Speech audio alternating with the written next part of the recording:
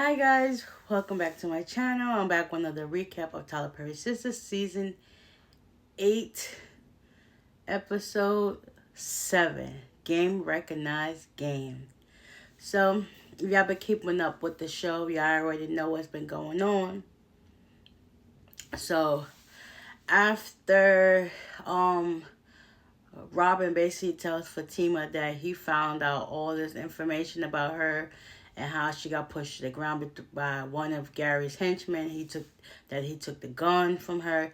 He basically have a PI, so he knows all about Zach and his money issues. He realized that he subpoenaed. She realized that he subpoenaed Gary's financial information to help fund his whatever his stuff he got going on, and he retrieved her gun for her. But then he was like, "So if you do this, I won't do this." So basically, he kind of like blackmailing her to play nice with Hayden. If not, he'll take all the pictures and the gun to the cops, and then they'll just basically investigate Fatima and Zach all over again. And he was like, "Oh, I don't have to do that. So why the heck are you telling me this if you're not gonna do this?" Like, so she was like, "Okay, I guess I'll play nice." Like, oh my gosh, that's just one thing that she's not worried about. So eventually, he ended up giving her the rest of the day off. So I guess she heads home. Back at Andy's place, Detective Wyatt just pops up, and he basically telling her all this information, and she was like, and he was like, basically Gary is another attempt on his life. I really want to know who is behind it. Like, is Hudson behind it? Because it's funny how every time something happens, Hudson's still at the hospital. Like, make it make sense. Or is Penelope behind it? I want to know, like, they said somebody you would least expect too. I heard, but let us know now because y'all dragging on these episodes is not making people want to watch. Like, speed it up, okay? Because it's like literally, it's been the same day for like 8 episodes, and we ain't even 8 episodes in. Like, bruh, make it make sense. Anyways, so Detective Wyatt shows up at Andy's place, and he basically telling her that like Gary's not dead, and she's like, "What?" And then he was like, "Well, but you basically gonna come down to the station, and we're gonna talk about this some more." And then she was like, "Let go of me! I'm not going anywhere." Just in that instance, Robin comes through the door like a knight in shining armor, saving the day, and he basically tells Wyatt, "Like, listen, go before I have your badge." And he leaves. And then after that, the elevator closes. Andy hugs him, and they have a moment. And she wants to kiss him, but at the same time, Robert is going deep for the kiss. Like, this, like, nah, I can't do it. I think our relationship is too palatable. Like, we're friends, but also I'm still in a relationship with Jordan, and I want to respect his whatever, respect him. And he was like, yeah. So he basically got friend zoned. So he was like, I guess I guess they keep each other updated or whatever the case may be. Hudson talks to the doctor, and he basically was saying like, is he okay? And the doctor was like, you'll come see for yourself. So he gets in to go see Gary, and Gary's eyes is like halfway open. It's just like he's staring into space. So yeah. Meanwhile, Danny done stormed out of the restaurant with Tony. They went back to the job. Meanwhile, Sabrina and Rich are still at the table talking, whatever the case be. So she was like, so basically, what was this argument about? He was like about the fertility process. I think he feel like as if, okay, if y'all want to have a baby, like we should just do it the natural way instead of doing it this way. But to each his own. So they start talking, and she was like, so what do you want to do now? Because she thinks that he's backing out, but I guess he's just trying to make himself more comfortable with the situation at hand. She thinking like he just want to and not come back, run for the hills. But he was like, listen, I want to have my in you. And everybody was just like, and then the guy was like, right on, bro. Like, as you should. And then she was like, don't you ever think of using inside voices? So she was like, I'm going to give you two options.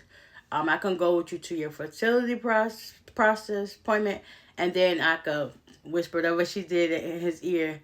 And he was like, all of the above. But we could go do that one first. So, they head to the hospital. They in the waiting room, whatever the case may be. And she basically telling him, like, this is what you're supposed to do in the cup. And he's just like, why would you say that? And she was just like, that is the clinical term for what you do. So next thing you know, he was like, yeah, because me and my boys going to need more of a support. And then as soon as the nurse came in, she was like, Rich. He was like, yes, sir, yes, sir. Because all my soldiers is about to go to war. And Sabrina was like, baby, no, they don't get the joke. It's not what it is. So eventually he went to the back, and Sabrina just sitting there. Her phone goes off. Next you know, it was Andy texting her, or whatever the case may be. Karen and Pam, Miss Marie basically set them straight once they realized that girl was trying to scam them. And Miss Marie was like, basically, y'all need to get y'all ducks in a row. Make sure y'all have this business plan done. And stuff like that. At the same time, her mama shows up. And basically, Karen tells her mom what's been going on with Andy and Gary and stuff like that. And how Miss Marie is involved with the Rooster Riches brand or whatever the case would be. So eventually, Pam had to go to the back. And Karen and her mom talked. And she basically told her, listen, they investigated me because of Gary and stuff like that, the stabbing, and they basically used me being pregnant by two men as the motive, and they had to talk, whatever the case be. Her mom basically said, listen, when men do stuff like that to women, it's okay, but when it happens to women, they're slut shaming. They had a whole heart-to-heart talk, and I was just like, okay, y'all needed to have that moment. Meanwhile, Danny and Tony, they're at work, and they're talking, going hard, arguing, and their co-workers just looking and watching them. And then basically Danny is just sexually frustrated, and Tony wasn't getting it, so they had a little argument. Eventually, as people was watching, they had to die it down. He was like, listen, okay, Miss King, I'll see you later. And then, she was looking at them like, once they were funny because she was like, next time you want to, take it upon yourself to do something, follow the triple D's. Don't decide for Danny.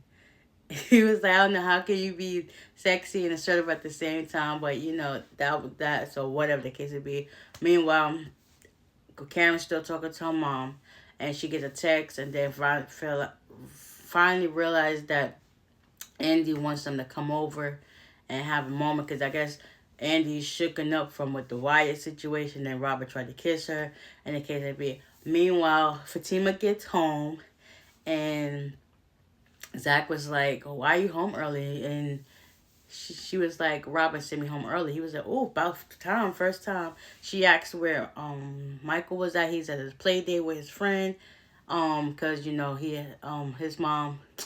his friend has two moms, and it's not petty if Fatima don't do what she do. So she basically shaded Jack as like, yeah, like your baby mama Karen, who has two babies by two different dads. He was like, real jokes, real funny like that. And then he also told her that Michael said his first word. She was super excited about that. And then it ain't them if they don't bring it about themselves. So she's talking about since she got time, she could go upstairs, take a nice long bath, and whatever the case would be. And then Zach was just like, I'm just here. She heard what he said, so she was like, why are you still sitting there? I'm about to go upstairs, get in that tub. And he was just like, yes, the taco is about to go in the oven. It's about to be a siesta. So, they want to go do what they do while they got some time on their hands. And the girls finally pull up at Andy's house because she's still shooken up. And Danny, she's frustrated, so she's waiting to go home to her man. And basically, Sabrina was actually judging Andi just by what stuff she was saying, Karen actually told the girls what happened with Miss Marie and stuff like that. So it was just like, next thing you know, Andi gets a phone call. I think the girls were only there about 5 minutes. Andi gets a call, and then she was like, listen, y'all can go. Like, they left. Come to find out, it was Gary, well, Hudson, and he was like, somebody wants to talk to you. And then Gary was able to gain his composure and was just like, Andi, where are you? So all this time, Hudson was going hard for something that Gary wanted her to be there anyway. Like, you do all of that for what? You is not his man, like, or his girl. Like, pump your brakes. You just work for him. Relax.